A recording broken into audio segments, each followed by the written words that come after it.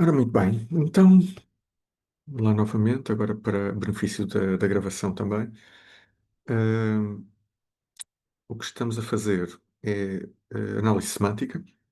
Esta análise semântica corresponde fundamentalmente a verificar tipos de variáveis, tipos de funções, tipos de operações, conversões de expressões, coisas dessas. Tudo o que possa ter a ver com tipos e operadores e resultados de operadores é visto como análise semântica. E essencialmente isto tudo tem a ver com a coerência da estrutura que se construiu no final da árvore sintática, que eu dei como exemplo na terça-feira, por exemplo, um número inteiro, mais uma string, e estruturalmente aquilo está bem. É um operador binário, tem de um lado um operando que é uma expressão, tem do lado direito outro operando que é outra expressão. A única coisa que eu agora tenho que verificar é se somar o inteiro com uma string, de alguma forma pode fazer sentido. E isso vai depender da linguagem, e por isso é uma coisa que não é, como é que eu ia dizer, não está pré-definida. Pronto, em Java, somar o inteiro com uma string corresponde a converter o inteiro numa string, concatenar as duas strings e apresentar o resultado. Em C, somar o inteiro com uma string corresponde a avançar o ponteiro da string no número de entradas correspondentes ao size of do inteiro, ou seja, ao número de bytes. Ok? Se tiverem alguma questão, podem interromper à vontade. Essencialmente, o que isto quer dizer é que as expressões podem estar estruturalmente bem construídas, mas podem não fazer sentido. E isto, o caso típico é eu passei os tipos errados nos operadores errados e por aí fora. O que vimos na terça-feira impacta isto de uma forma prévia, digamos assim, que é para eu verificar tipos, eu tenho que saber os tipos das coisas. E o que nós tivemos a ver é que há várias coisas que podem ter tipos, algumas podem ter mais tipos que outras, e na terça-feira estivemos a falar especificamente de variáveis e de funções, que são símbolos do programa e que correspondem a entidades que são as mais complicadas de gerir. Porque se eu tiver um número 3, aquilo é um inteiro. Se eu tiver um número 3 é zero, por exemplo, como estava a vossa colega a perguntar há bocado, continua a ser um número inteiro, mas é representado internamente com o tipo de vírgula flutuante. Ou seja, não é formalmente o inteiro. É um float, um double, depende da representação, o número de bits. Depois falamos de variáveis, que essencialmente dissemos, ok, as variáveis têm tipo. Porquê? Bom, porque representam uma grandeza qualquer e guardam valores, e o tipo não é mais do que o mapa da memória, por isso, quando eu tenho uma variável, tenho que saber como é que a variável é organizada. Isto acontece tanto nos inteiros, que são bits normais, daqueles que vocês vão contando em binário, normal, complemento para 2, especificamente. Os de vírgula flutuante, que têm o sinal, têm a mantissa, têm a expoente, já estão a ver que é um bocadinho mais complicado. As estruturas vão ter offsets correspondentes aos seus campos. Isto pode ficar muito complicado. Na vossa linguagem vocês não têm estruturas. O OG, acho que era o OG que tinha tuplos. Era complicado. Embora nós tivéssemos feito batota. Porquê é que eu digo que é complicado?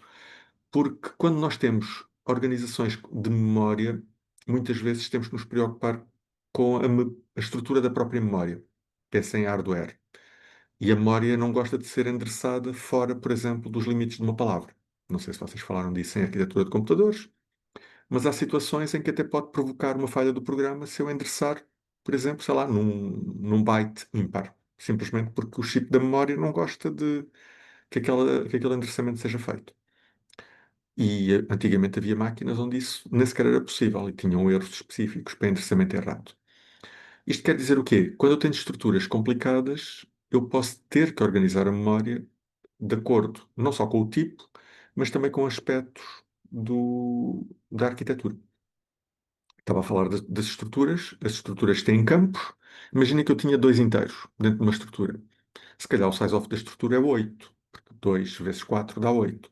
Mas se eu tiver um char e um inteiro, se calhar o size of continua a ser 8. Porquê? Porque ele não vai alocar uma estrutura só com 5 bytes, porque não vai endereçar um byte sozinho no segmento de dados. Vai alinhar aquilo à palavra, a palavra deve ser 4 bytes, já estão a ver que fica com um buraco. Isto torna algumas coisas bastante complicadas. Mas no vosso caso e no OG, nós fizemos batota, porquê?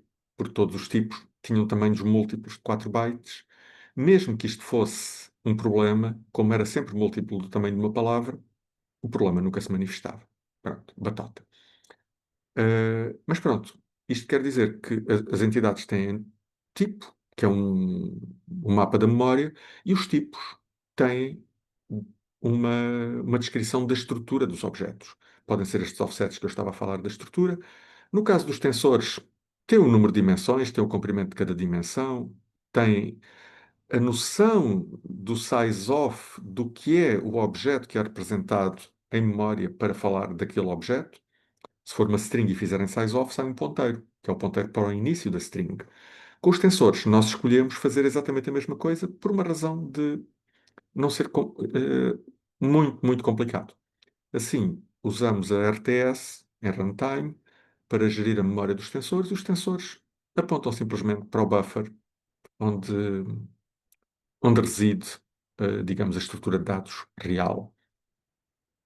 E isso já não é um problema do nosso compilador. Essencialmente, o compilador, aquilo que se vai preocupar, e vocês vão se preocupar mais tarde com isso, é quando vão criar um tensor, quando vão indexar um tensor, quando vão escrever num tensor, vão ter que chamar aquelas funções da RTS que têm a ver com os tensores. Quer dizer o quê? Que todos os operadores sobre tensores, na realidade, são chamadas a função. O que torna a vossa vida muito simples. Muito simples, quer dizer, muito menos complicado. Porquê? Chamar funções é sempre igual. E a única coisa que eu tenho que me preocupar é garantir que os argumentos estão pela ordem certa, que têm o tipo certo e que sei que a função existe e depois chamo a função, aquilo há de produzir um resultado, vai deixar o resultado se existir num registro ou na pilha ou onde for, isso agora depende da convenção de chamada. Nós vamos usar uma convenção de chamada que deixa o resultado na pilha, vamos falar disso na semana que vem. Eh, mas, essencialmente, usar tensores é como chamar o print. Ou seja, são funções diferentes, com argumentos diferentes, mas chamadas a funções. O que é que eu tenho que me preocupar? Que quando eu chamo, por exemplo, um operador sobre um tensor, que o objeto sobre o qual o operador está a operar é do tipo tensor. Ou quando eu estou a fazer contas, por exemplo, a contração de tensores, que os dois tensores que eu estou a passar à operação de contração concordam nas duas dimensões pelas quais a contração é feita. Pensa em contração com multiplicação de matrizes, só com mais dimensões. Quer dizer que tem que ter uma dimensão partilhada, tipicamente a última do primeiro tensor e a primeira do segundo. Pronto. Se fôssemos fazer multiplicação arbitrária de tensores, era muito mais complicado, porque tínhamos que dizer quais eram as dimensões que queríamos usar como, vá lá, eixos da multiplicação. Isso era. Pronto. E não ia ser complicado, porque se isso fosse o desejo que nós tínhamos, a RTS ia ter a função e vocês a única coisa que tinham que fazer era indicar os tensores e as dimensões, os eixos, não as dimensões. Sim, as dimensões. Através de um índice qualquer e depois aquilo prosseguia com as verificações normais e por aí fora. Se eu estiver a dizer alguma coisa que vos suscite dúvidas, digam, porque pronto, eu estou a andar depressa aqui porque ainda não é a parte nova da coisa. Isto é um pouco uma motivação do que falámos no outro dia. Pronto. Depois, o que é que eu falei na terça-feira também? Era como é que nasciam as variáveis. As variáveis nascem nas declarações.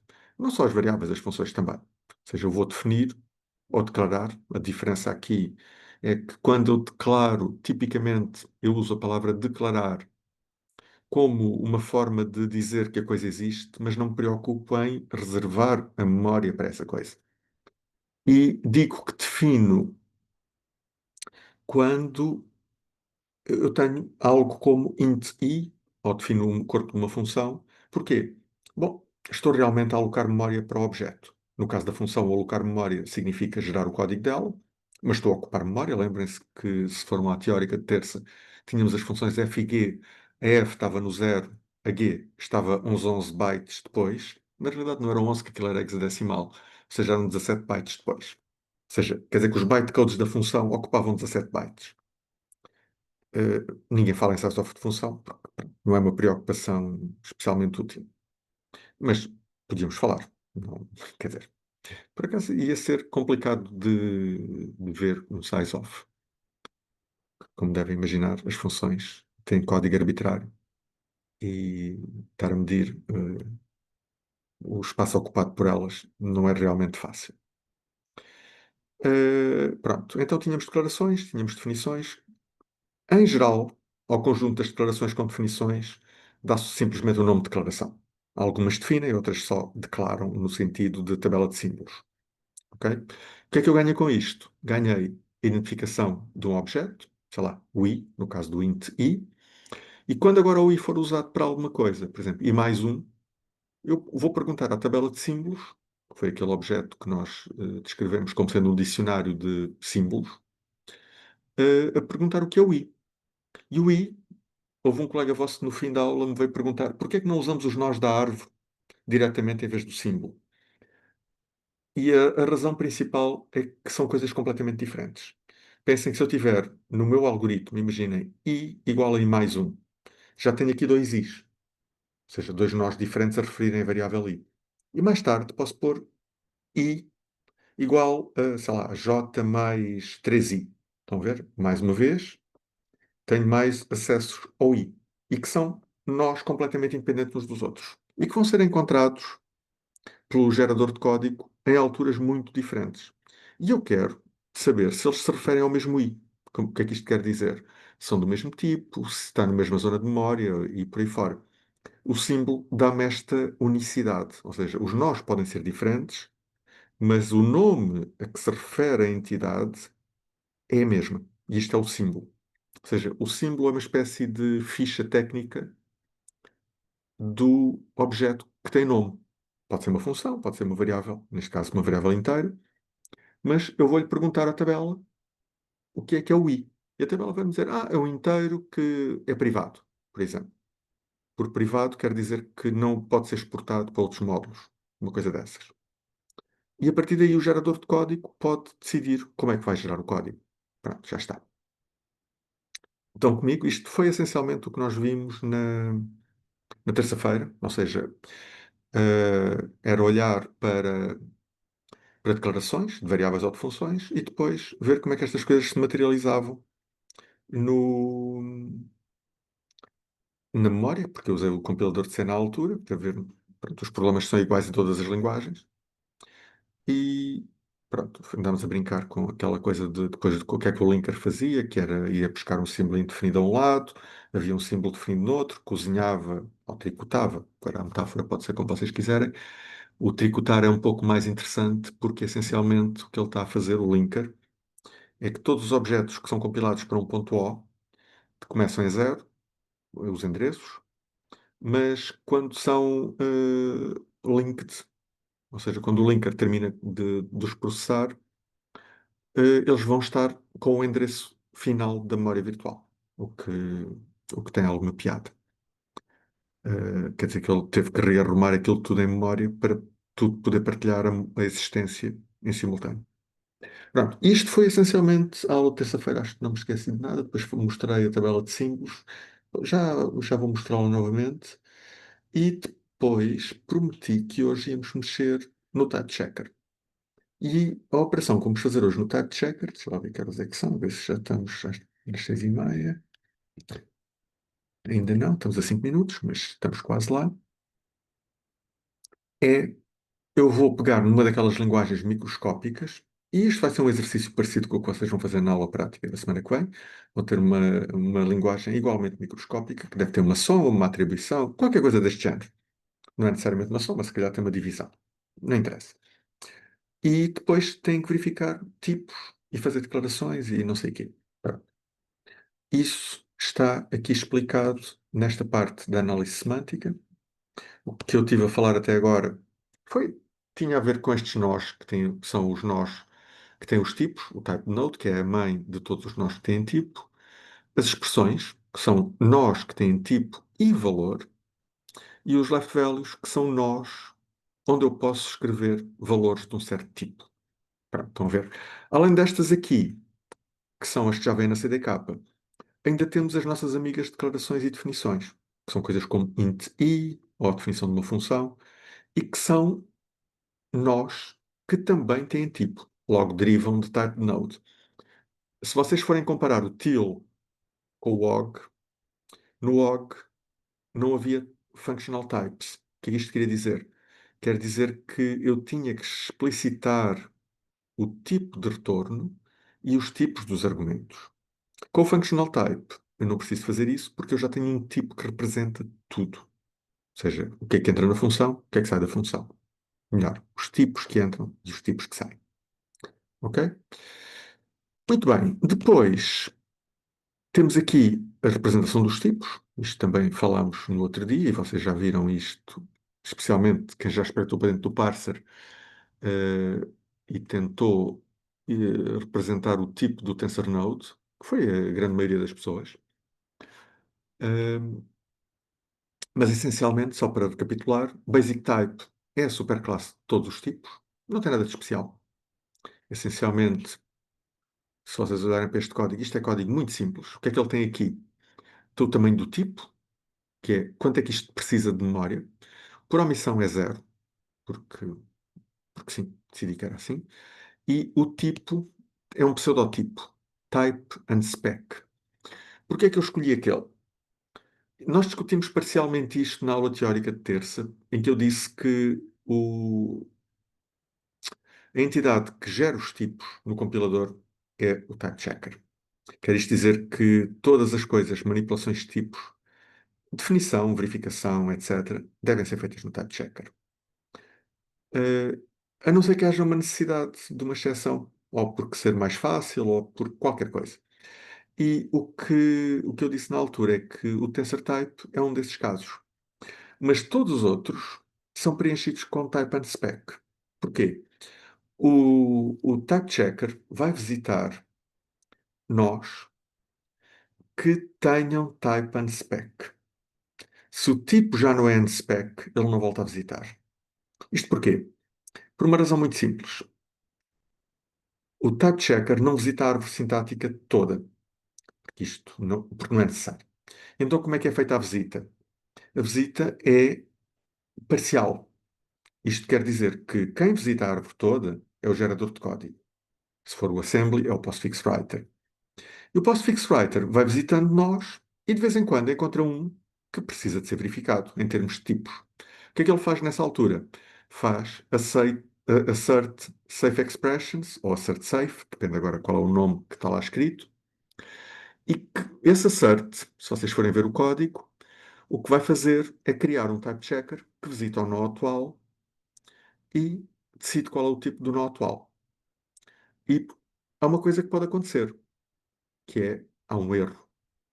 Se não houver erros, o assert começa e termina e o nó é verificado e é deixado o tipo do nó, o tipo correto. Imaginem uma soma. Originalmente ele é unspec, porque é uma expressão que eu ainda não visitei, por isso a criação do nó põe lá o tipo type unspec. Já está. Eu não sei qual é o tipo, porque ainda não sei os operandos da soma. Ok? O que é que acontece? O tipo da soma vai depender do tipo dos operandos. Quando o gerador de código quiser gerar essa soma, vai ter que dizer assert safe. Esse assert safe desencadeia a criação do type checker, empurra o type checker para cima da soma e o type checker pergunta à soma: ainda és unspec? E a soma diz: sim, senhor. E então ele diz: ok, então vamos analisar. O que é que ele faz? Visita todos os filhos, que neste caso são só dois, porque a soma é binária, ou seja, visita o lado esquerdo, e há de sair de lá com um resultado positivo ou negativo. Se for positivo, o nó do lado esquerdo fica com o tipo final que deve ter, de acordo com os seus operandos. E a seguir, visita o lado direito. E, se for bem sucedido, o lado direito vai sair com o tipo com que devia ficar no final das verificações. Se houver algum erro, sai com type error. Ok? Mas não fica no spec. Depois de eu ter os dois tipos, da esquerda e da direita, segue-se uma fase de negociação, chamamos-lhe assim, em que o type checker vai olhar esquerda, direita, ok? E vai decidir, de acordo com os dois tipos que estão no operador, se são compatíveis com o operador e entre si. Pensem que eu tenho, imaginem, um double e um inteiro a ser somados. Ele visita o lado esquerdo e descobre, olha, está aqui um double. Visita o lado direito e diz, olha, está aqui um int. E agora tenho que decidir qual é o tipo da soma quando o double está do lado esquerdo e o int está do lado direito. E a resposta é, o tipo da soma é double. Reparem, não acontece mais nada. Ele não converte o int, a única coisa que ele faz é, ok, tenho um double de um lado, tenho um int do outro, e a soma, por causa de ter um double, vai ser um double. Aconteceria algo parecido se eu tivesse descoberto que do lado esquerdo estava um tensor e do lado direito um inteiro. Ele ia dizer que sim, senhor, é possível somar um inteiro com um tensor. E o que é que vai acontecer? O tipo final vai ser do tipo tensor. Ok? E reparem, isto é o type checker. Ele não faz mais nada. Verifica estas coisas. Se houver um erro de um dos lados, ele lança uma exceção a dizer, por exemplo, tipos incompatíveis numa soma. E depois o gerador de código apanha a exceção e avisa ao programador: não consigo gerar este código. E passa à frente. Estão a ver? Ou seja, esta é a mecânica da verificação de tipos. O que é que acontece do lado do gerador de código? Nós ainda vamos ver isso depois quando dermos a geração de código, mas em termos do contacto com verificação de tipos, por exemplo, no caso da soma, imaginem que eu tenho o double a ser somado com o inteiro. O gerador de código vê que é um double, gera o double. A seguir pergunta à soma: qual é o teu tipo? E a soma diz: eu sou um double. E ele vai ver a compatibilidade do operando que acabou de gerar com o operador. E neste caso são os dois double, ele não tem que fazer mais nada. A seguir, vai visitar o nó que era inteiro, por hipótese, foi o exemplo que eu dei. Então, ele vai gerar um inteiro, porque é isso que ele tem que fazer, o tipo é inteiro. E a seguir, vai comparar o tipo que está no operando com o tipo do operador. E descobre que o inteiro não é diretamente compatível com o operador. Porquê? O operando é inteiro, o operador está à espera de um double. Reparem, em termos de tipos, o inteiro tem metade dos bits de um double, ou seja, aquele ia ser catastrófico, em termos de manipulação de memória. O que é que o gerador de código vai fazer? Como sabe que gerou um inteiro e sabe que o operador requer um double, vai gerar código adicional para o promover e promove dessa maneira um inteiro a double. Isto não acontece só com os doubles. Acontece também, por exemplo, quando eu somo um inteiro com um ponteiro. Ok? Somar o inteiro com o ponteiro não é somar o inteiro em si com o ponteiro. Se eu tiver um P e somar mais 3, eu apanho o número 3 do lado direito, vejo que é um inteiro, vejo que a soma é um ponteiro, tenho que produzir um ponteiro, melhor dizendo. Isto quer dizer que eu não vou somar realmente com o número 3. Vou somar com 3 vezes o size-off do apontado pelo outro operador. Pelo outro operando, desculpem. Ok? Estão a ver? Ou seja, isto é o que vai acontecer. E depois as coisas prosseguem, ele gera o código, etc., e passa à frente. E essencialmente é isto. Toda a mecânica do type checker e do gerador de código é sempre este toma lá dá cá, em que o gerador de código está a visitar um nó, o nó tem expressões, ele diz assert safe, o assert safe quer dizer assegura que isto está certo, estão a ver? E o assert é silencioso, está certo, e lança exceções se não está certo. Pronto. Isto quer dizer que se o gerador de código sobrevive ao assert, então o nó está certo do ponto de vista de tipos. Estão a ver? É por isso que se diz assert safe. Ok? Perguntas até aqui? Não? É lá. Isto. Numa escala de 1 a 10, como é que está o nível de confusão? Quem é que está acima de 5? Hum, ok. Isso quer dizer que não estás acima de 5, é isso? Ok. Mas tudo bem. Ok, obrigado. Muito bem. Então o que é que se segue? O que eu vou fazer agora, pronto, eu estava aqui a mostrar o Basic Type, o Primitive Type, já agora vamos pela lista abaixo, porque são tão poucos que vale a pena visitar e descrever o que é que eles são. Primitive Type é para tipos atómicos, coisas como inteiros, doubles. String aqui, embora string não seja um tipo atómico no sentido clássico do inteiro, do ponto de vista de ser manipulado por um programa, é atómico. Ok? No sentido que nós queremos que ele seja atómico.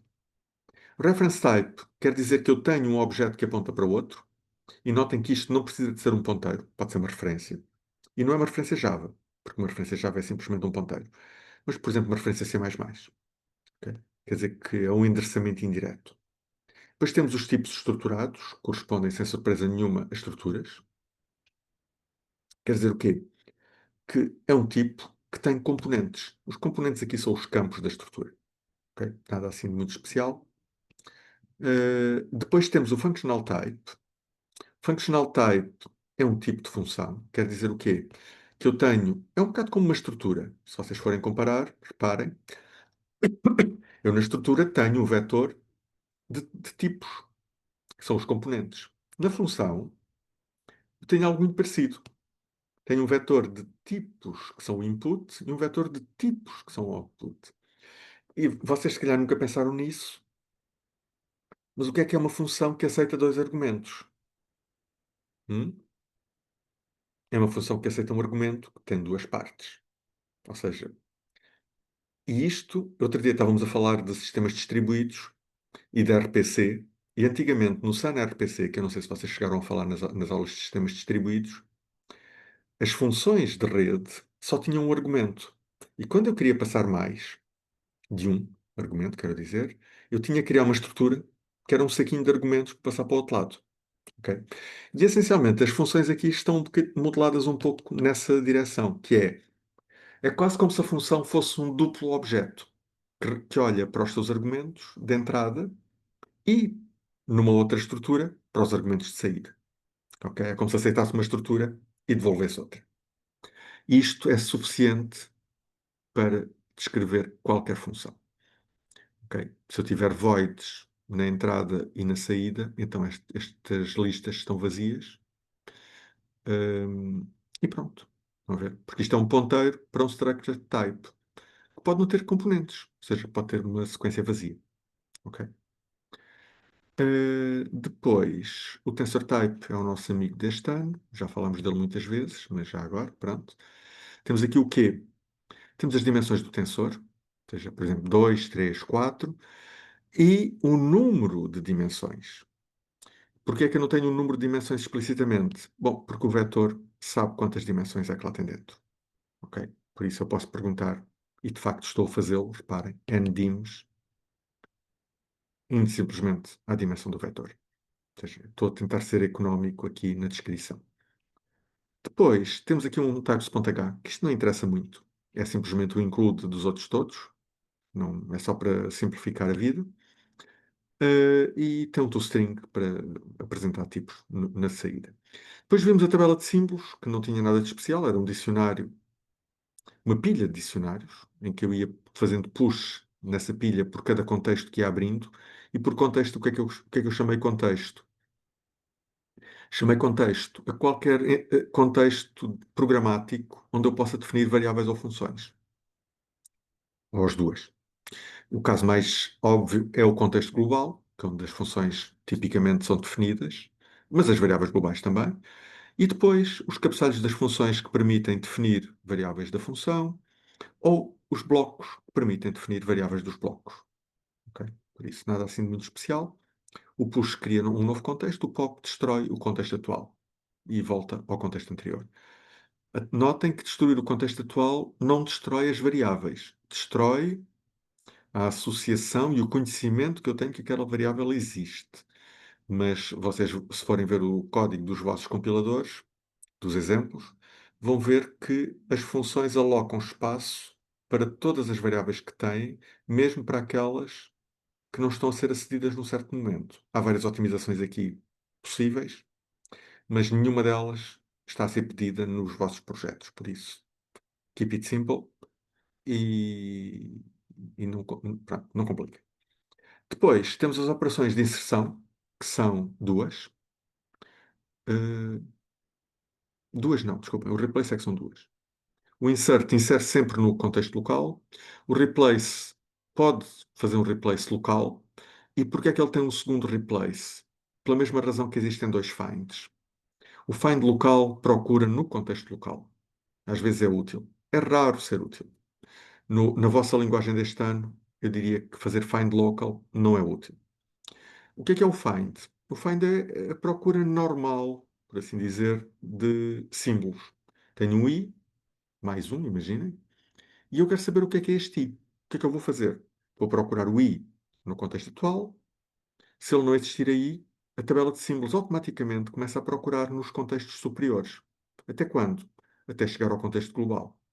Se eu chegar ao contexto global e continuar sem o encontrar, vai falhar e chegamos àquela situação típica de um programa que está a ser compilado e que não há nenhuma declaração para aquela entidade. Pronto. Essencialmente, quer dizer que a variável ou a função não estão definidas. Se isto é depois um erro, ou se, que é o vosso caso na vossa linguagem, ou se é meramente um warning, como o C faz, com algumas flags, como vimos na terça-feira, é uma coisa que depende da semântica da linguagem. Ok? O que vimos na terça-feira é que o C, perante algumas flags de compilação, é um bocado promíscuo e pode assumir que os tipos apontam para uma coisa que é genericamente um inteiro. Ok? Não é propriamente seguro, mas pronto, tem casos em que funciona. Ok, o símbolo é, como eu disse há pouco, a ficha técnica do objeto e o mínimo que ele consegue ter é o nome e o tipo. Menos do que isto, não dá. Ok? Porquê? Porque se eu tiver um nome e não souber o tipo, o símbolo não me serve para nada. Ok? As outras coisas todas que vêm a seguir, qualificadores, eu sei lá mais o quê, são coisas que dependem especificamente da linguagem. Por exemplo, saber se é público, se é privado, isso vai dar origem à geração de código diferente, mas não tem que pôr sempre. Ok? Em particular, vocês se forem copiar os símbolos do OG ou do TIL, vão encontrar lá campos que nunca mais acabam, alguns dos quais são perfeitamente inúteis. Ok? Por isso, sejam criteriosos e pronto, avancem com cuidado. Já agora, uma coisa importante, isto está a ficar no vídeo, mas fica já um aviso para a entrega intermédia. Eu acho que já escrevi isso. O que é pedido na entrega intermédia, além dos nós, que vão ser sempre avaliados, e na final a mesma coisa, é pedido o scanner, o parser e o XML Writer. Mas o XML Writer, se vocês forem ver o meu XML Writer lá no TIL ou no TANWOG, verifica os tipos. Mas eu não estou a pedir verificação de tipos para a entrega intermédia. Isto quer dizer que os vossos asserts do XML Writer não precisam de ser colocados. Ok? E vocês, qual é o problema de não pôr os asserts? Bom, se calhar estão a imprimir uma estrutura que está mal construída. Só que, no vosso caso particular, como vocês estão a programar o parser e ainda podem errar o parser, é bom que vocês vejam, quando imprimem o XML, que a estrutura está errada. Ok? Se estiver errada, claro, obviamente. Não tem que estar necessariamente errada. Isto quer dizer que vocês podem viver temporariamente com um XML Writer que não verifica a árvore sintática antes de produzir o XML. Ok? Isto, teoricamente, não é ideal, porque quer dizer que eu estou a ver uma estrutura que pode não estar correta e não estou a avisar o programador que o meu XML está incoerente. Ok? Mas é um problema para a terceira entrega. Ok? Perceberam todos esta coisa? Professor, Sim. desculpe, então isso quer dizer que neste momento nós não temos forma de prevenir esse erro? Nesta entrega, não está Não têm contemplado forma, e prevenirmos. eu até diria, como, repara, tu estás a escrever o parser pela primeira vez, digamos assim, Uhum, ok? E é muito provável que escrevas regras que estão erradas. Erradas estruturalmente, nota bem. Antes sequer de estar erradas, como é que eu ia dizer, semanticamente, ok? Pensa ok, naquela ideia de, ok, eu posso somar um mais uma string, ok? Isso está bem estruturalmente, no sentido que são duas expressões a ser somadas e isso está descrito e não sei o quê. Mas imagina que a tua gramática tinha um bug e eu estava a somar uma expressão com um ciclo while. Estás a ver? Eu, se calhar, quero ver o XML a produzir uma árvore com isso. Porque assim eu consigo olhar para lá e dizer: olha, isto está completamente engatado. Estás a perceber? sim.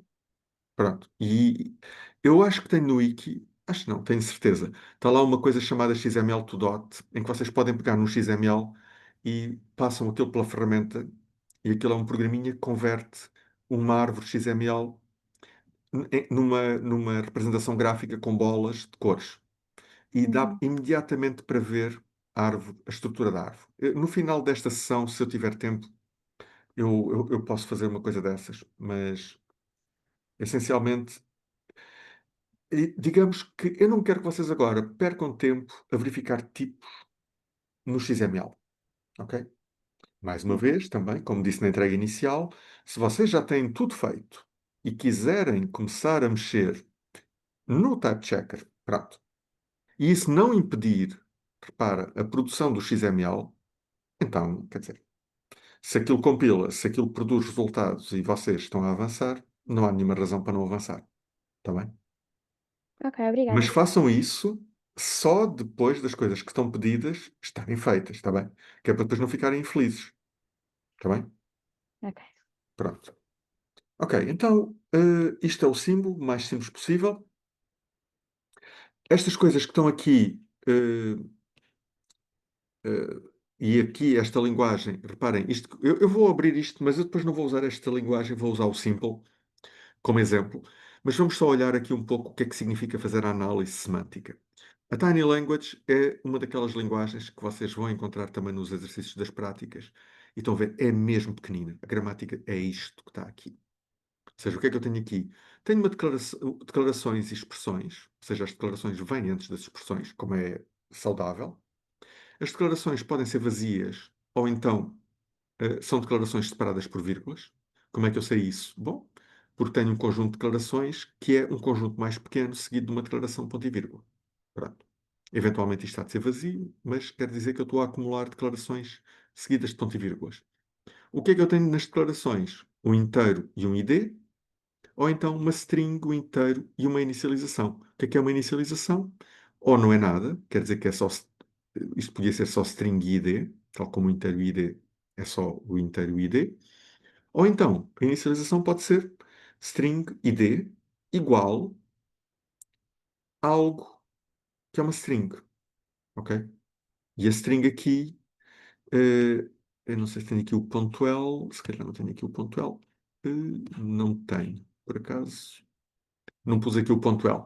Mas podia ser qualquer coisa entre aspas. Ou seja, não é especialmente relevante o que é, mas é o literal de uma string. Quer dizer que eu tinha duas hipóteses de fazer declarações. Int i, por hipótese, ou string s, igual, aspas, olá, aspas, ponto e vírgula. Pronto. E depois tenho expressões a seguir às declarações. Que é o quê? São expressões separadas por vírgulas. E as minhas expressões são inteiros, ou seja, números, são IDs, que podem ser ou inteiros ou strings. Estão a ver? Tenho variáveis, ou seja, identificadores, iguais a expressões, quer dizer, atribuições. E isto quer dizer o quê? Já tenho aqui um problema potencial com os tipos. Porque o ID pode ter sido declarado inteiro, mas a expressão pode ser uma string. Isso quer dizer que a verificação de tipos pode falhar. E aqui uma atribuição já com problemas. Depois tenho aqui uma soma. Estão a ver? Isto é uma linguagem muito pequenina, só tem um operador, além da atribuição, em que estou a somar duas expressões. Pronto. E aqui eu tenho várias hipóteses. Ou concatena strings, ou somos inteiros e por aí fora. O write tem um problema parecido, que é o que é que significa fazer write de expressão? É só para inteiros? É só para strings? É para todos? Estão a ver? Porquê é que eu tenho estas dúvidas? Porque é um bocado arbitrário o que eu permito, porque eu posso gerar código para isto tudo. Neste caso, eu vou ter que ir ver o que é que eu fiz realmente e pronto. O que é que o meu analisador sintático está a fazer? Está a fazer aquelas coisas que vocês encontram no vosso, mas muito mais pequenino. E aqui, se vocês forem ver os exercícios que estão no Wiki, é muito parecido com o que está aqui. Reparem. O que é o declarações e expressões? É um programa. Pronto. Nada de especial. Parece o simple. O que é que são declarações? Plural. É uma sequência. O que é que são expressões? Plural. É uma sequência. Estão a ver onde é que está o rato? Está aqui. Ok? E depois, cada declaração, temos um declaration node, um bocado como discutimos na terça-feira, que vai ser visitado e que vai usar o quê? Vai usar o tipo que eu estou a passar aqui. E reparem, o parser aqui está a criar o tipo e está a associá-lo ao nome. Ok? E reparem uma coisa. Eu aqui tenho um declaration node com um primitive type do tipo int e aqui na segunda versão tenho um declaration node com um primitive type do tipo string. Nada de especial. São os dois primitive types. Por acaso, ambos têm tamanho 4. Porquê? Porque na realidade o inteiro é um inteiro de 4 bytes e na realidade, como eu estou em 32 bits, a string é o ponteiro para a string e também ocupa 4 bytes, porque em 32 bits os ponteiros ocupam 4 bytes. E depois tenho na mesma o nome da variável, neste caso para a string, tal como ele tinha para o inteiro. E o último argumento é o inicializador da declaração. Como a minha gramática diz que os inteiros não têm declarações, eu estou a passar um null. Porquê? Quer dizer, quando eu for processar uma nova declaração no meu gerador de código, eu posso testar, olha, não há inicializador. E passo à frente. E não gero aquele código. Se por outro lado for uma string, eu gero o inicializador e depois vou-me preocupar com o resto. Ok? Em ambos os casos, como estou a criar o $2 a partir, como é um ponteiro que é alocado pelo Lex, um bocado como nos vossos compiladores, eu tenho que libertar a memória porque já não preciso dela. Ok? E pronto, aqui para baixo. Isto é muito parecido com o que vocês têm no Simple, em que eu estou a criar, alguns são nós da CDK, quase todos, de facto. Porquê? Já lá está tudo o que é preciso. O que é que não está na CDK? O nó de declaração, tal como vocês também não têm o nó de declaração de variável e de função na CDK, está no vosso compilador, aqui também não está. Eu aqui omiti o namespace, estou a assumir que está no contexto local. Os outros que vêm da CDK têm o namespace da CDK. Pronto. O que é que são os meus nós? É a declaração, é o programa e a escrita. Tudo o resto a CDK já tem. E eu vou usar o que a CDK tem. Pronto, nada de especial. Isto é o parser. Pronto. E reparem, o parser já criou os tipos primitivos na declaração. Ok? Mas o que é que ele não fez especificamente? Quando criou o integer node, ele não disse que o nó era inteiro. Ok? E quando criou o string node, que deve ter aqui alguns, onde é que anda a string? A string está aqui. Ok? Também não disse que este nó era do tipo string. Ok? Porquê? Porque estes nós, tanto o inteiro como o string, vão ser visitados mais tarde pelo type checker e vai ser esse a fazer a definição do tipo. Ok? Por isso, nada assim de muito especialmente complicado, já lá vamos, porque eu já vou mostrar essa coisa. A representação do símbolo para as declarações também é muito simples, porque esta linguagem é mesmo minúscula. E a única coisa que tem, tal como tínhamos visto no outro caso, é o nome e o tipo, porque não há muito mais a dizer. Ok? Ou é inteiro, ou é string, e o nome dele. Não, estão a ver? Ou seja, não vou inventar nada que não precise. Depois, aqui, isto eu já falei, aquela coisa do assert and spec, que é a macro que é usada para evitar visitas do próprio type checker. E depois temos o assert safe, estão a ver? Está aqui explicado, que é aquilo que é usado pelo gerador de código para desencadear a verificação de tipos. Eu vou começar, em vez de começar pelo type checker, vou começar pelo gerador de código. Neste caso, eu estou a gerar C para ser mais simples para vocês perceberem o que é que sai daqui, para não termos aqui o assembly a perturbar. E vamos ver o que é uma declaração. Ok? Temos aqui a declaração. Eu vou ignorar os outros porque não são propriamente interessantes. E reparem o que é gerar uma declaração. A primeira coisa que eu estou a fazer é assert safe expressions, ali naquele sítio. O que é que acontece? Eu estou a dizer ao type checker, vai ver se a declaração está em bom estado. E o type checker vai. E se eu sobreviver e chegar a seguir ao assert safe expressions, quer dizer que não houve exceções, quer dizer que está tudo bem. Como isto é um nó de declaração, o type checker vai-me deixar uma variável com o objeto mais recente que ele descobriu e que é obtido através da função newSymbol. Ok? E é isto que ele está a ver aqui. Se ele descobriu um novo símbolo, então newSymbol é um novo símbolo. Isto é porquê? Porque se houver um novo símbolo, o gerador de código tem que reservar espaço para ele. ok? Estão a ver? O type checker não sabe reservar espaço. Isso quer dizer que o gerador de código, quando há uma nova entidade, tem que saber que tem que reservar espaço. Foi nesse sentido que eu disse na aula Ah, prática, na aula teórica de terça-feira, que uma declaração, na realidade, é uma alocação de memória, ok? posso colocar uma questão? Sim? O que é um new symbol, neste caso? É essa a Assumo que ele função. vem, ele vem do type checker, mas o que é que ele Já representa? vamos ao type checker. Percebeste o que era uma declaração? Era qualquer coisa como int i, certo? Sim, E é isto que este nó está a dizer, ok? ok. Estás comigo? Mas repara, eu estou no gerador de C. O gerador de C não verifica tipos, ok? Ele confia no type checker para o fazer, certo? Sim, sim. E o que é que o type checker vai fazer aqui? Vai visitar o nó de declaração. E a visita a um nó de declaração por parte do type checker não é bem uma verificação de tipos, é registar o objeto na tabela de símbolos. É um objeto novo. Porquê? Porque é uma declaração, ok? Ah, ok. Estás a perceber? Yeah, E isto quer dizer o quê? O type checker vai registar, vai tentar registar, porque pode acontecer que o objeto está a ser redeclarado, o que também é um erro. Ok? ok. Nessa altura, isto lança uma exceção e o gerador de código sabe que houve uma exceção, comunica o erro e blá blá blá e não gera o código. Mas isso é o caso do erro. O caso normal é quando não há erro. Eu declarei int i, pedi ao type checker, epá, vê lá aí assim ti o que é que isso é. E o type checker diz, olha, é uma variável nova, registra o i com o tipo inteiro na tabela de símbolos, porque apareceu uma nova entidade, e depois diz, isso é um símbolo novo, ok? Ok. Estou a perceber. É uma forma dos dois visitores comunicarem um com o outro, ok?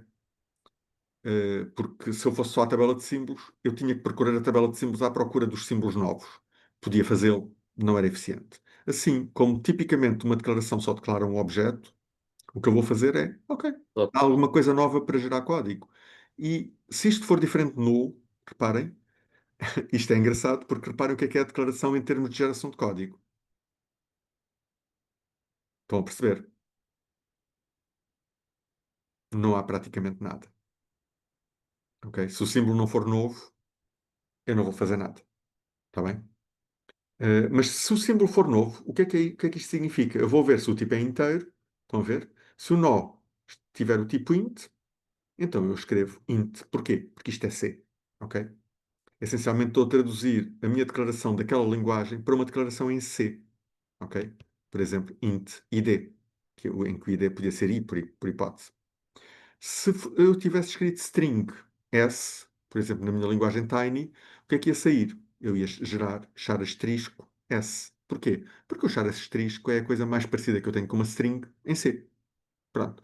E como eu posso ter ainda um inicializador, eu vou gerar o código de inicialização, que neste caso é tão simples que é só produzir a string cá para fora. Entre aspas. Estão a ver? Está aqui uma aspa e aqui outra aspa. Estão a ver? E depois digo, o símbolo já não é novo.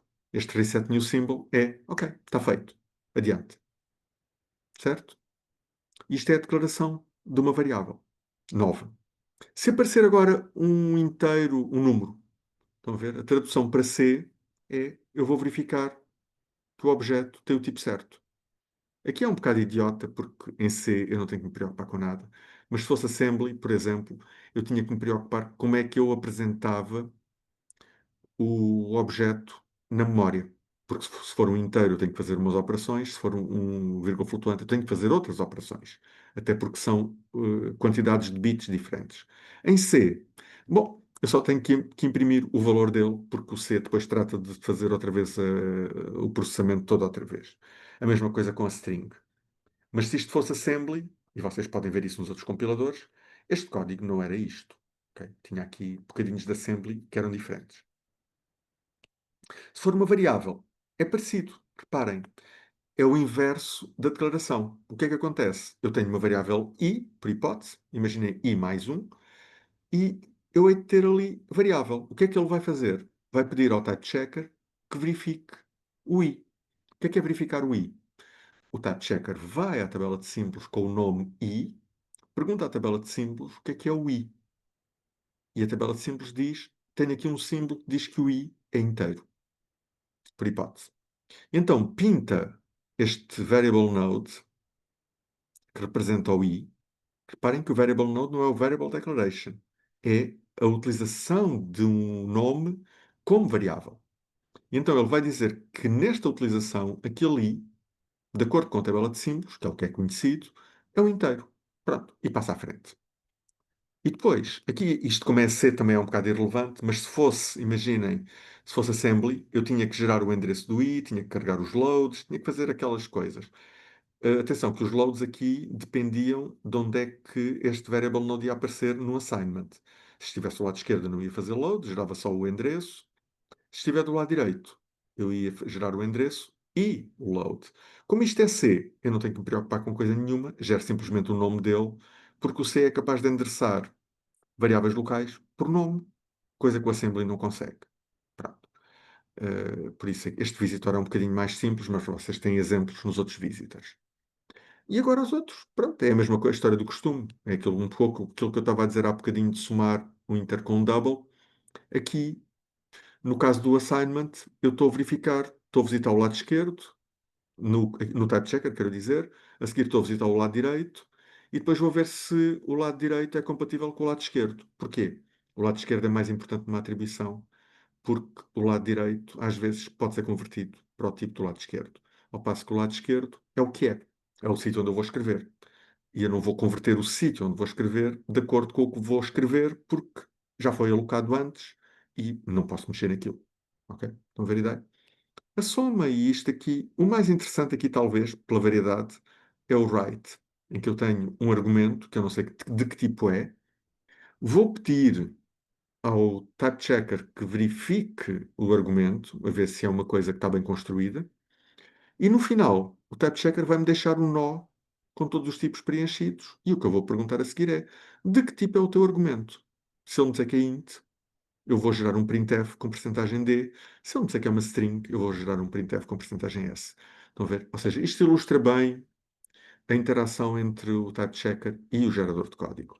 Mas ainda não vimos o type checker. O type checker não é complicado. Eu vou aqui abri-lo agora. É recursivo, ok? Eu vou começar pela parte profunda da recursão, que são os nós primitivos. Reparem, o inteiro representa um inteiro que foi escrito no programa, um literal. Por isso, qual é que é o tipo de uma coisa que foi escrita no programa? É o tipo que essa coisa tem naturalmente. Se for um 3, naturalmente, quer dizer, por convenção, obviamente, mas não há naturalidade aqui. O 3 é um inteiro, é um tipo primitivo do tipo int. Não há nada para testar, não há nada para coisa nenhuma. A única coisa que nós temos que nos preocupar é pôr ali o ascertain spec para evitar visitar duas vezes o 3. Isto é uma forma de nós mantermos a complexidade algorítmica baixa, porque se vocês forem ver como é que isto é visitado, uma expressão, se esquecerem do ascertain spec, imaginem que tem, por exemplo, i mais 1 mais 2. Aquelas são dois operadores e eu vou visitar a expressão toda e na primeira iteração visito tudo e a seguir ia visitar a segunda soma e ia tentar visitar novamente uma coisa que já tinha visitado. Se eu me lembrar que já visitei, que é o que este certain spec está a fazer, que é verificar que já visitei, porquê? Porque já não é spec, hum, então eu não volto a entrar no nó e passo simplesmente ao seguinte, porque o nó, se eu já o visitei, já está coerente com a minha visita anterior. E como isto é determinístico, se eu já visitei e já decidi que não é unspec, eu não vou dizer uma coisa diferente do que já disse. Então não visito. Vão ver? Isto significa que quando o nó já tem um tipo, o type checker já não o visita outra vez. Isto é bom para manter as coisas eficientes. O que é que acontece no nó da string? Acontece algo parecido. Ele define simplesmente o tipo string. No nó declaração é aquilo que eu estava a explicar. O que é que acontece? Eu vou buscar o nome da variável que está a ser declarada. Temos aqui o identificador. A seguir, crio um símbolo, daquele que nós vimos há bocado. E para recordar o que é que o símbolo lá tem dentro? Tem o tipo, que foi declarado neste caso, que é o node type. Tem o ID. E aquele zero é porque eu tinha pensado em pôr um valor aqui, mas na realidade não é necessário. ok? Se o, o processo de inserção, ou seja, SimTab insert, devolver falso, então é porque a variável já lá estava. Vão ver? E isto lança uma exceção. Atenção, eu quando digo lança uma exceção, quer dizer que faz throw. Em C++, vocês não precisam de lançar exceções. Podem lançar qualquer coisa. Neste caso, estamos a lançar uma string. E do outro lado, se vocês forem ver aqui o código do catch, ele está a fazer catch de uma string. Pronto. Se têm OCD com exceções, podem lançar outra coisa. Mas não alterem este código, porque não há realmente necessidade e as strings são simples. Por isso, não tem que se preocupar com isso. Mas reparem, não há aqui nada de muito especial. O que é que eu estou a fazer? Registro o objeto na tabela de símbolos. Se não houve problema, continuo e vou visitar. E reparem que eu aqui sou o type checker, por isso vou visitar a inicialização. Ou seja, isto é recursivo e a inicialização há de ser uma expressão qualquer. Se a inicialização depois de visitada não tiver o tipo que foi declarado, então há um erro. Isto é, por exemplo, possível. Imagina que eu escrevia string s igual a 5. O inicializador ia ter o tipo int, porque o 5 é um int. O nó de declaração tinha o tipo string, isto ia falhar. Estão a ver? E a última coisa que está aqui, como há um símbolo novo, porque é uma declaração, ele termina dizendo parent. O parent aqui é o gerador de código, ou seja, é o gerador de C, neste caso, mas podia ser outro parent qualquer, podia ser o gerador de assembly, ou de XML, e vai-lhe dizer existe um novo símbolo. Vão ver? E do outro lado, lembram-se que eu tinha o new symbol. Ok? Está aqui. É este handshake que diz de um lado, do outro, etc. No caso da variável, é o caso em que já foi declarado antes e eu estou a tentar usar a variável. E quando eu visito aqui em baixo, onde é que ele estava? Aqui, no Assertive Expressions, eu vou criar type checker. Vocês podem ver esse código aqui na macro, reparem, estão a ver? Check types, que é esta coisa. Estou a criar o type checker e depois estou a visitar o nó atual. E o que é que acontece nessa altura? O nó que eu estou a visitar é o nó de variável. E o que é que eu vou fazer? Vou buscar o nome dela, vou à tabela de símbolos ver se ela lá está.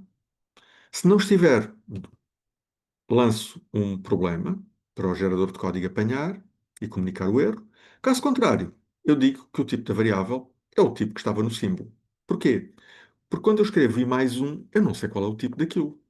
Porque é o tipo que o i tiver herdado da declaração que eu já fiz há 1 milhão de anos. Vão ver? A tabela de símbolos aqui vai decidir tudo sobre o meu i. Ok? Nada assim de especialmente complicado, mas este é o processo. No caso das operações binárias, é a coisa mais parecida com o vosso compilador. E isto, vocês podem depois ver o log e ver que eu não estou a mentir, que isto é mesmo. Eu vou visitar o lado esquerdo, há de ter um tipo qualquer, vou visitar o lado direito, há de ter um tipo qualquer. Como esta linguagem é tão simples, eu estou a visitar um lado de cada vez. E como só podem ser inteiros, eu dou o erro imediatamente. No vosso caso, isto não é nada assim. Se vocês forem ver o OG, deixem-me ver se eu vos consigo mostrar o OG. Só um bocadinho, que vou tentar lançar aqui uma janela. Ou o TIL, acho que posso mostrar o TIL também. Em vez de visitar o lado esquerdo e depois começar logo a emitir erros, eu não vou conseguir ser tão agressivo. O que é que eu vou fazer? Eu vou visitar o lado esquerdo, vou visitar o lado direito e depois de visitar os dois, é que eu vou começar a comparar os pares. Porquê? Porque a admissibilidade dos tipos num operador muitas vezes não é só de um dos lados, depende dos dois lados. E o resultado do tipo da operação depende muitas vezes também dos dois lados. O que eu já vos disse que a coisa mais chata no vosso projeto deste ano talvez seja o type checker. Não por ser chato, mas porque tem muitos casos. Se vocês forem ver aqui o compilers, onde é que eu tenho? Está ali, pode ser este, acho eu. Chat, não sei acho que este é o teal, exato. Targets e type checker. Ponto .cpp, o ponto .h é praticamente automático, não deve mexer.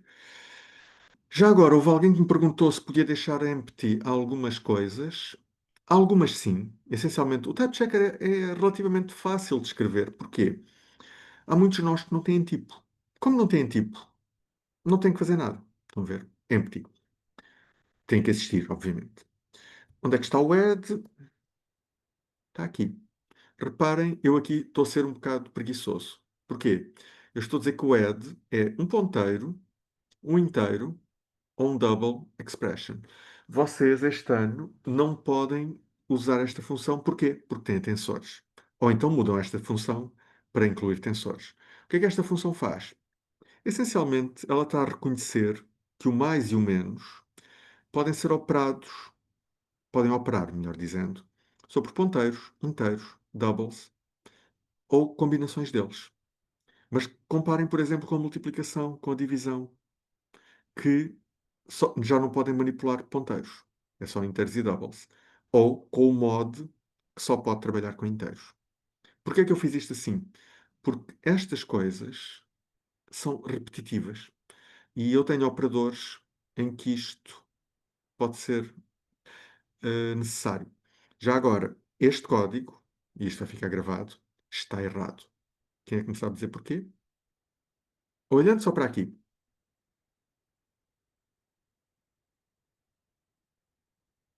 Alguém me sabe dizer porquê? Porquê é que está errado? Poder-se-ia pensar que o mais e o menos são tão parecidos que operam sempre pelos mesmos tipos. Mas isso não é verdade. Se vocês pensarem, o mais e o menos operam genericamente sobre os mesmos tipos, excepto num caso muito particular. Eu consigo fazer diferença de ponteiros, e a diferença de ponteiros é uma operação extremamente frágil, especialmente se os dois ponteiros não apontarem para a mesma zona de memória, ou seja, para o mesmo buffer.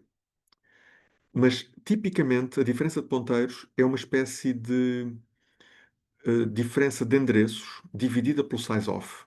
Quer dizer que dá um número de objetos que eu tenho entre os dois ponteiros. Estão a ver? Mas eu não posso somar dois ponteiros. Já estão a ver que há aqui uma assimetria nestas operações. Isto quer dizer que o facto de eu estar a usar a mesma função para os dois está a introduzir um erro, provavelmente no mais, porque eu estou a verificar o menos também. Mas pronto, vamos olhar para ela e ver o que é que lá está, só para vocês verem o aspecto. E o aspecto é este. Ok? Estão a ver? E reparem o que é que está aqui. Tem o ascertante spec, como devia ter. Tem a visita do lado esquerdo, porque é um operador binário. Tem a visita do lado direito. E depois, boring, boring, boring. Estão a ver? Isto é o que se chama semântica operacional, em que eu estou a dizer, ok, se os operandos tiverem certos tipos, então o resultado tem este tipo. E reparem, double double dá double, double int dá int double dá double, ponteiro com int dá. Eu estou a pôr aqui o left type. Porquê é que eu pus left type e não pus type pointer? Por uma razão. Como isto é um ponteiro, é um reference type, isto notem bem, porque é que não pus simplesmente type pointer, porque eu posso ter ponteiros para inteiros, posso ter ponteiros para doubles, posso ter ponteiros para ponteiros. Essencialmente, o que eu estou a dizer é, se eu estou a somar um ponteiro com um inteiro, o resultado é do tipo do ponteiro. Porquê é que eu digo que é o left? Bom, porque é o tipo que é o ponteiro. Por outro lado, se eu estou a somar um inteiro e à direita tenho um ponteiro, então o tipo é o tipo da direita. Vamos ver? Isto é aquilo que eu vos estava a dizer que não é difícil, mas é chato. Depois tenho int, int dá int, depois tenho unspec com unspec. Porquê é que eu teria unspecs depois das visitas? E isto é uma coisa que está no enunciado e no vosso continua a estar.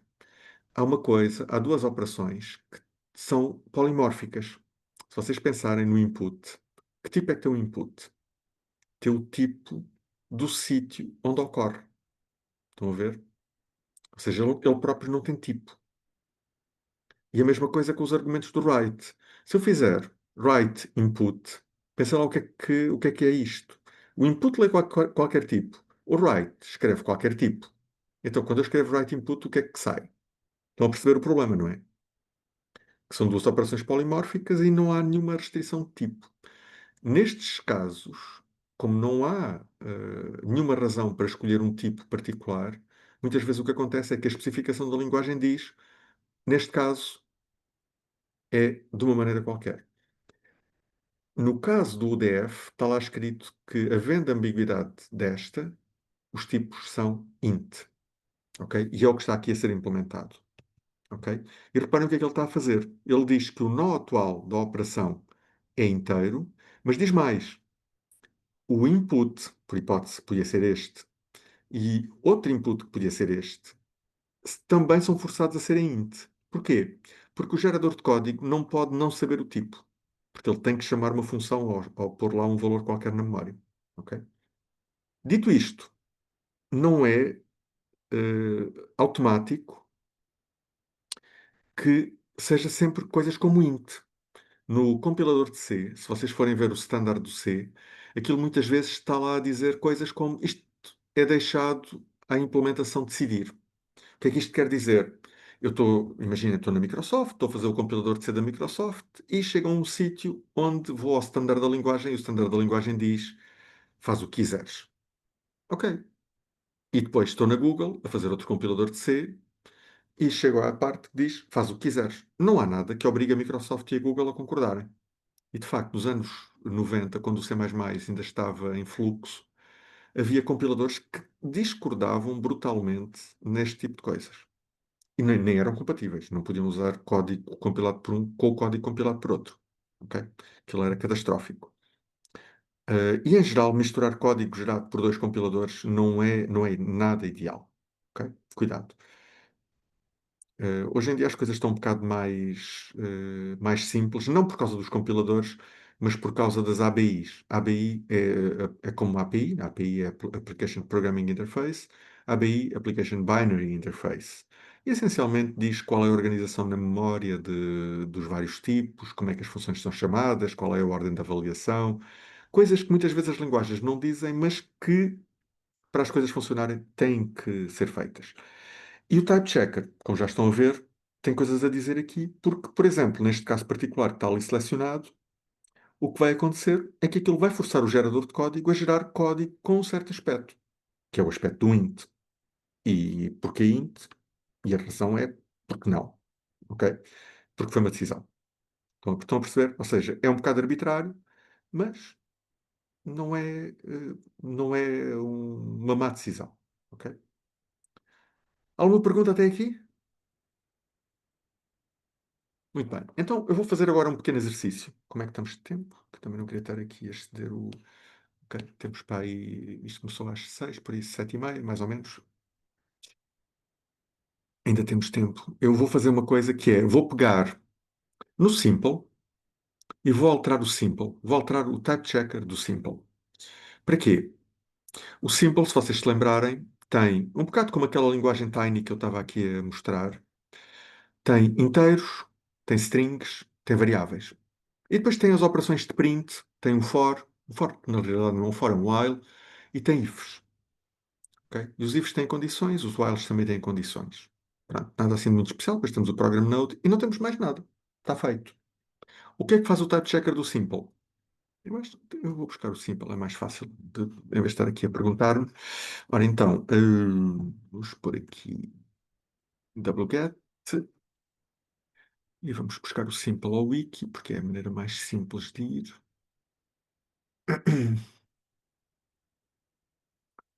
Ok, come on. Projeto de compiladores. Se eu estiver a fazer agora, nesta fase, alguma coisa esquisita, no vosso entendimento, interrompam, porque algumas das coisas que eu vou fazer são moderadamente, como é que eu ia dizer? Não é arbitrárias, mas têm alguma flexibilidade, vamos dizer assim. Por que é que isto demora tanto tempo para abrir? Come on.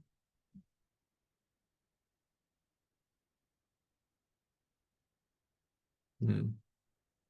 Ele eventualmente vai abrir. Mas se calhar vou ao Fênix. Depois que ele está tão.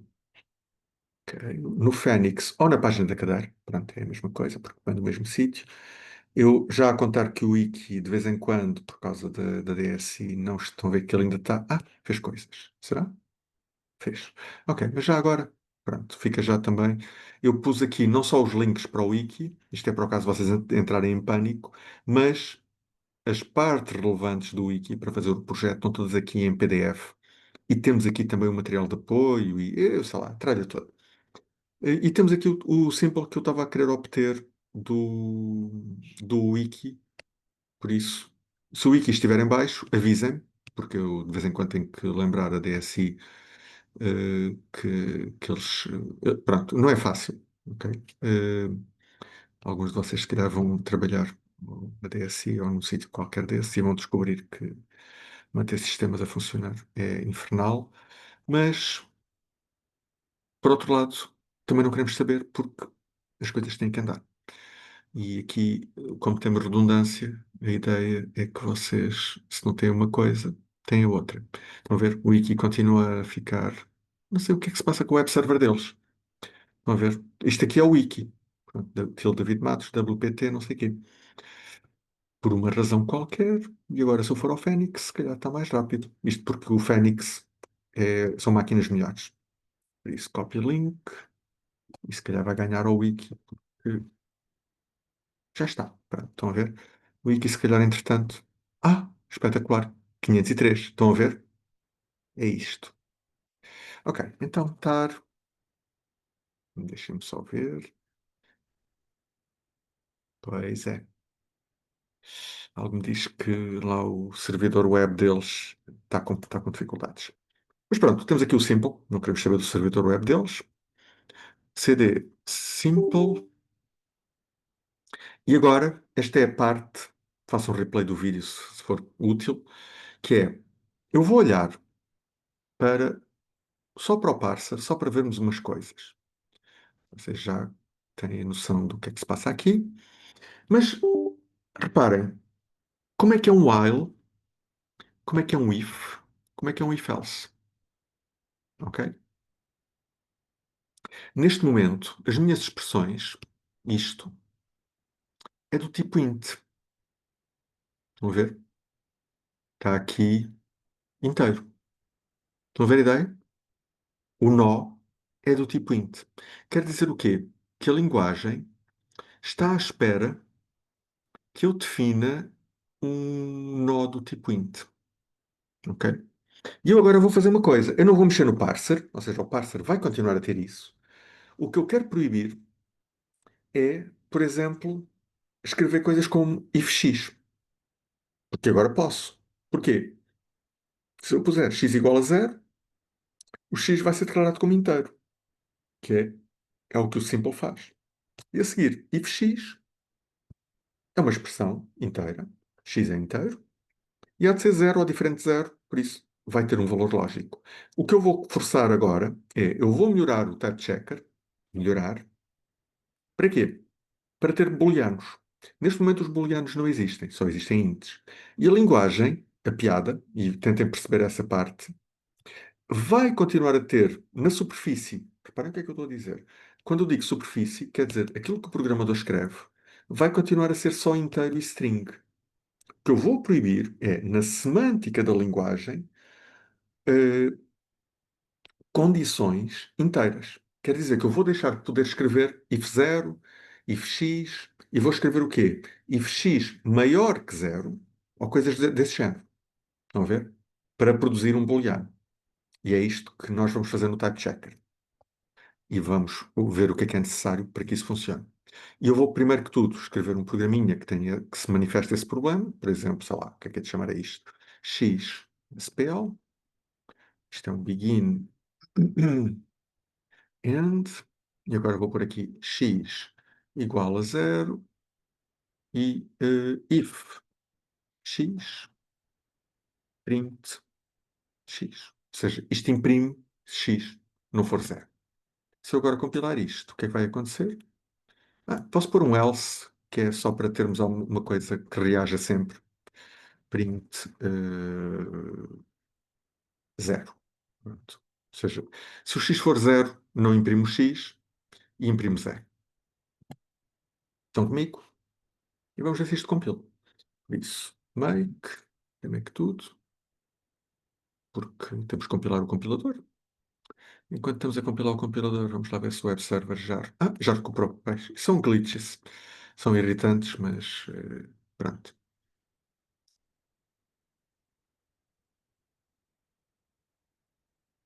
No browser aquilo daria um erro 503. Por isso, se obtiverem um erro 503, podem mandar um mail para a DSI, ou seja, dsi@tecnicolisboa.pt, a dizer este website está em baixo.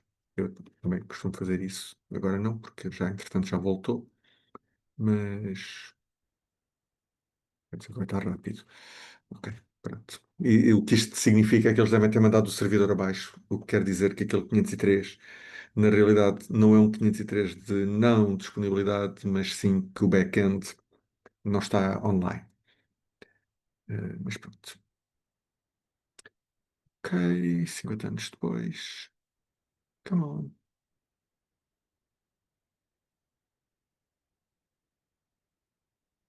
Reparem uma coisa que vai acontecer. Eu vou mexer no Type Checker e os meus visitors vão todos, os clientes, ou seja, o de C, o de Assembly, vão todos começar a embirrar com os booleanos, porque o type checker é partilhado por eles todos. E a piada é esta, é que vocês podem definir a semântica da linguagem em termos de tipos e de operandos de operadores e de parâmetros de função no mesmo sítio. Ora bem, no único sítio, quero dizer. Oh, ok, este está a demorar mais porque este simple tem os visitors todos, incluindo os de inglês e os de interpretação da LVM, etc. Ora bem, então vamos compilar. Então devia compilar, por isso, simple x SPL.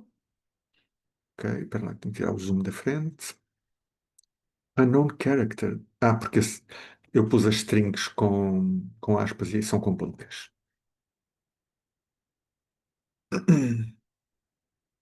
Ok, compilou. Estão a ver? Cleanup, popping, não sei o quê.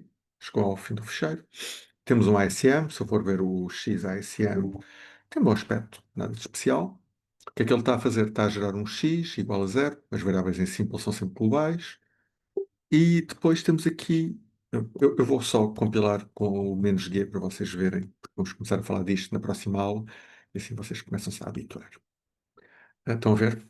Temos aqui o label X, o sint, que está a escrever o zero no int. Depois temos aqui, estamos a ir buscar o X para testar e por aí fora. Bom, então, compilar. Yasme. Está, não é coisa. Oh, caramba. Não. Vou escrever mais rápido. F1132 XASM, gerou um ponto O, podemos espreitar para dentro do ponto O também. Pronto, estão a ver? Temos aqui símbolos que foram gerados anónimos. Temos o main e depois temos as coisas, as funções que vêm da RTS, que são as impressões e, e a leitura de inteiros para o caso da gente querer ler. Porque é que estão aqui? Se vocês forem ver o til não gera isto, a não ser que precise. No simple, como isto é tão simples, é gerado sempre, porque não? São só quatro. Ora bem, então já temos as coisas, vamos só gerar o executável. Vou reutilizar esta coisa aqui. X. Este warning, já agora ficam a saber, isto é normal e tem a ver com não existir na geração de código que estamos a fazer uma secção específica com aquele nome. Ok? Isto é um não problema. Por isso, agora, se eu correr X, para recordar o que é o X, SPL, como o X é zero, este if vai falhar, não vai imprimir o zero, vai dizer simplesmente zero por extenso. Por isso, X. Ok? Que eu não consegui ver. Ah, tenho o zoom aqui na frente, desculpem lá. Por isso, ok. Certo? Vocês provavelmente estão a ver a janela sem os obstáculos do zoom, mas pronto. Ok, isto é o simple normal. O que eu quero é, vou só aqui ver novamente o parser, por isso temos o simple parser y. Eu quero proibir a escrita ifx. Pronto. Porquê? Quer dizer if x diferente de zero, ok? E quero forçar isso. E esse diferente tem que ser um booleano. E a maneira que eu vou conseguir de fazer isso é, vou ao type checker e dizer que a condição do if tem que ser um booleano. Ok? Pronto. Então, como é que eu vou fazer isso? Vou aqui ao targets, type checker, cpp, e agora vou começar no if. Reparem, neste momento, while e os ifs, são estas três coisas, eles realmente visitam a condição. Para quê? Apenas para decidir que a condição está saudável. Porque podia ser uma expressão que não estava bem construída. Pronto. Ou somar uma string com um inteiro, ou qualquer coisa desse género. E isto está simplesmente a visitar por um bocado de, digamos, paranoia. Mas eu agora vou usar realmente o valor que vem daqui da condição. Posso colocar uma questão? Como? Desculpa por interromper. Posso Diz, só colocar diz. uma questão? Porquê é que Sim. estes não têm o unspec da pesquinha? No reason, porque isto é uma linguagem tão simples que não tem. Ok, está bem, Não, mas podia ter, devia ter, ok? É uma ok. boa pergunta. Eu se calhar nem defini o unspec aqui. Ah, defini. Pronto. Eh, não, mas espera, não, calma. Aqui há um assunto importante. Repara, se eu vier aqui mais acima daquele. Repara, este aqui já tem. Obrigado pela pergunta. Eu estava-te a dar uma resposta errada. O unspec é o tipo do próprio nó. Ok? Estás comigo? Espera aí. Pensa no assignment node. Ok, O assignment node tem um tipo, que é o certo. tipo do lado esquerdo. É Sim, por isso que eu consigo fazer A igual a B igual a C. Estás a ver? sim, sim. Ou seja, uma atribuição tem um tipo, tem um valor. Por isso, o assertante spec faz sentido. Aqui, no evaluation node e no print e nos ifs, os próprios nós, while, if else, não têm tipo, porque não são expressões. Ok? Ah, Quem tem ok. tipo são os filhos. Ou Sim, seja, o sim. unspec vai estar Certo. no filho. Está bem? Tal como aqui no argumento, ou aqui. Estás a ver? Não, eu estou a perceber. Certo? Muito bem. Então, o que é que eu vou fazer agora? Como eu visito o filho, reparem o que é que eu estava a fazer há bocado no til. Eu visitava o lado esquerdo, visitava o lado direito, e depois das visitas, o lado esquerdo e o lado direito tinham os tipos definidos. A menos aqueles casos especiais do input e que eu estava a discutir, mas que são casos patológicos. Neste caso não existe nada disso, porque as coisas ou são strings ou são ints, e não há mais hipóteses. Por isso, quando visitou, está visitado. E quando eu vou visitar a condição, ou está lá uma string, ou está lá um inteiro. Ok? E o que eu estava a dizer é, como eu estou num while, e isto é a condição, eu vou forçar o tipo da condição a ser um booleano. Ok? Como é que eu vou ver isso? Vou roubar aqui um bocadinho de código acima, só para não ter que escrever aquilo tudo. Ok? Que é uma coisa destas. Já vou lá pôr em baixo e já vou explicar. Por isso, roubei um bocado de código lá em cima. É um bocado como usar o Copilot em modo clássico, que é estou a roubar código para não ter que o escrever. Ok? Mas agora vou ter que o adaptar, porque este Copilot é um bocado manhoso. Ok. Então, estou aqui com um bocadinho de OCD só para isto ficar com a indentação certa. Pronto, isto não é Node L-Value, porque isso não existe. É o Node Condition, que foi o que eu acabei de visitar. E o que é que eu vou ver? Bom, vou ver o quê? Se eu quero que ele seja booleano, eu vou dizer, ok, vão ver, já está. E agora, eu vou dizer wrong type in while condition.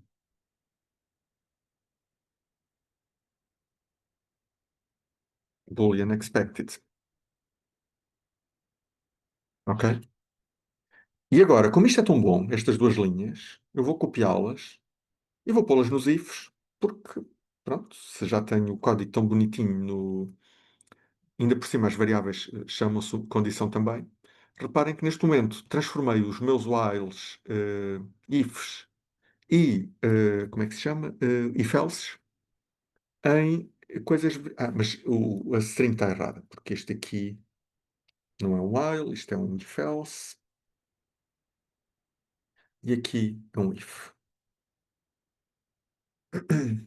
Ok? Perguntas até aqui?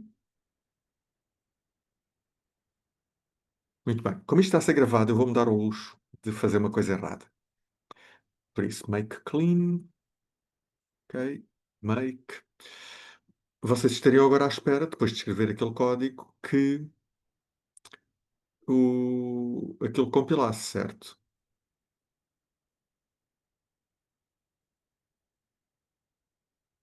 Ou não? Sim ou não? Digam lá coisas. O que é que acham? Perceberam o que é que eu fiz?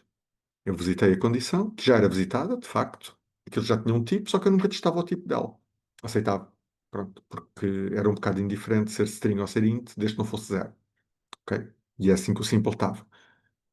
O que eu estou a dizer agora é que aquilo agora não pode ser um inteiro ou uma string, tem que ser um booleano. E neste momento é o que eu estou a testar. E é isso que vamos ver agora, na nova versão. Quando compilar, ele devia dar syntax error. É disparate. Devia dar um erro semântico, não é sintaxe, porque isto é análise semântica. Deixa-me lá ver se ele compila. Podia ter apagado os visitores adicionais, de facto.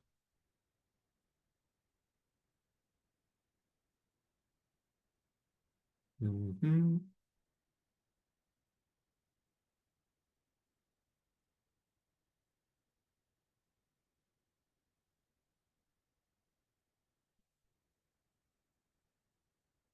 Uhum.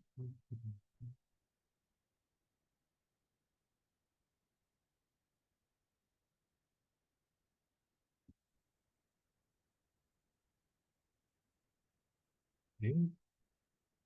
Só para recordar, x.spl, if x, ainda lá está, por isso ainda está errado. E agora, supostamente, devia dar erro. E estamos à Ah, espera de erro. estou aqui como é.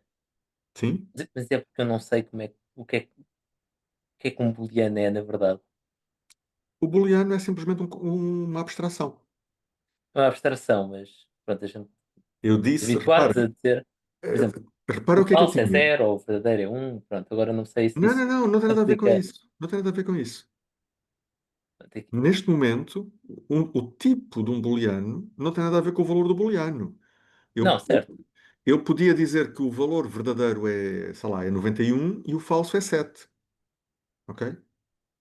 sim, Os valores são absolutamente arbitrários. Ok?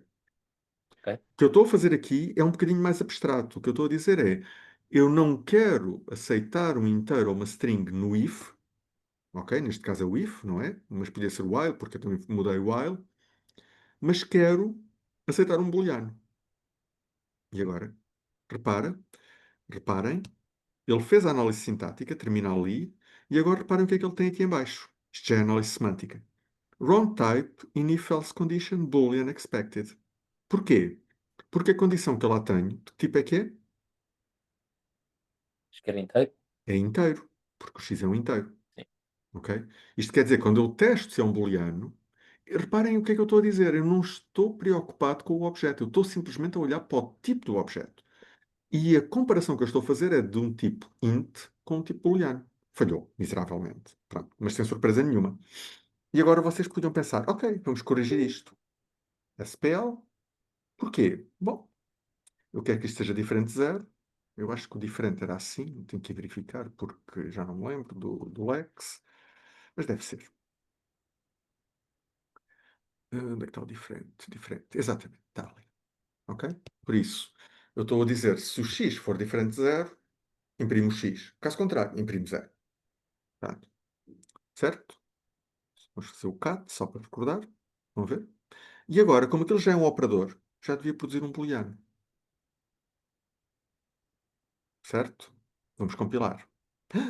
E o que é que aconteceu? Erro outra vez. O que é que falhou? Quem é que me sabe dizer? Vamos lá ver.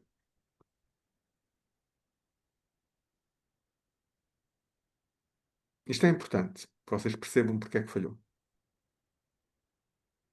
Foi de propósito, tenho que confessar. Mas porquê? Porquê é que não funcionou? Reparem que ele parcialmente funcionou.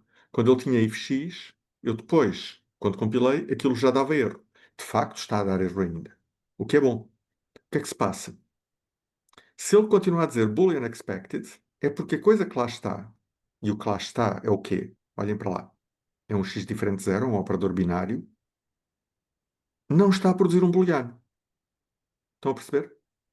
Porquê? Porque nós no type checker não Porque nós definimos no que o type resultado. checker não Não, fomos ao nós fomos à condição e exigimos que fosse um booleano, mas não fomos aos operadores dizer quando é que eles produzem booleanos. portanto, eu tinha que ir.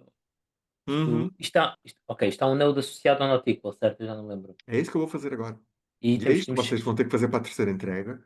E é isto que é mais laborioso, que é, reparem, temos ali o assignment nodes, Ok, temos o, olhem, está ali o not reparem, equal depois. como isto é simple, isto é simples. Porquê?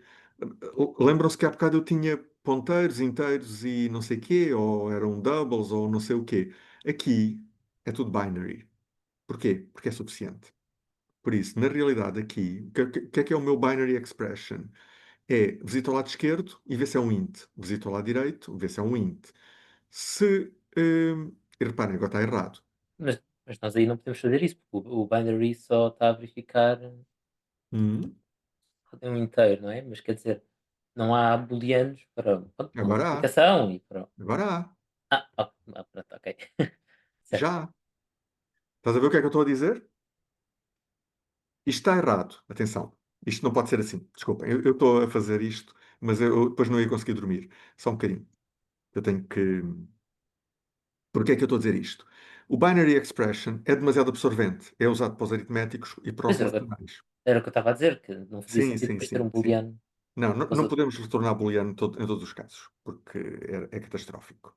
tínhamos que Por ter duas diferentes. isso, vamos fazer, copiar a função e vamos fazer aqui, em vez do binary expression, vamos pôr aqui, ora, sei lá, vamos chamar relational expression. Pronto, why not? Por isso, relational expression. Ok?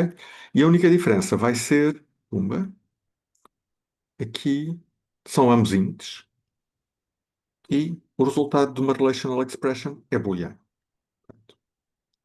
Ok? E aqui, em vez de pôr aqui binary, vou escrever aqui relational e aqui a mesma coisa. Pronto. E agora já é booleano. E agora a outra coisa que temos que fazer é aqui nestes sítios que são relacionais, partir aqui do mod. Por isso, onde é que está o binary? Está aqui, por exemplo. Ora, relational. Já está. Por isso, são todos maiores, menores, iguais, diferentes, eu sei lá. E em princípio é suficiente. Por isso, eu vou fazer make clean. Demora mais 50 anos porque vai compilar os visitors todos. Mas agora devia funcionar. E reparem que eu estava a testar isto com o Postfix Writer. A seguir vou correr com o C, só para ver que vai produzir o mesmo erro. Ok? E depois acho que estamos conversados porque pronto, não há assim muito mais coisas. Nós, já agora, enquanto isto está a compilar, na segunda não, na terça-feira, vamos começar com a geração de código e interpretação e geração de código, de facto. E vão começar a ter todo o material para fazerem todas as entregas, de modo que eu diria que a partir da semana que vem já não têm muitas. Têm algumas dificuldades ainda para resolver, em particular com o endereçamento indireto das variáveis locais, mas o grosso do projeto pode ser implementado. Ok?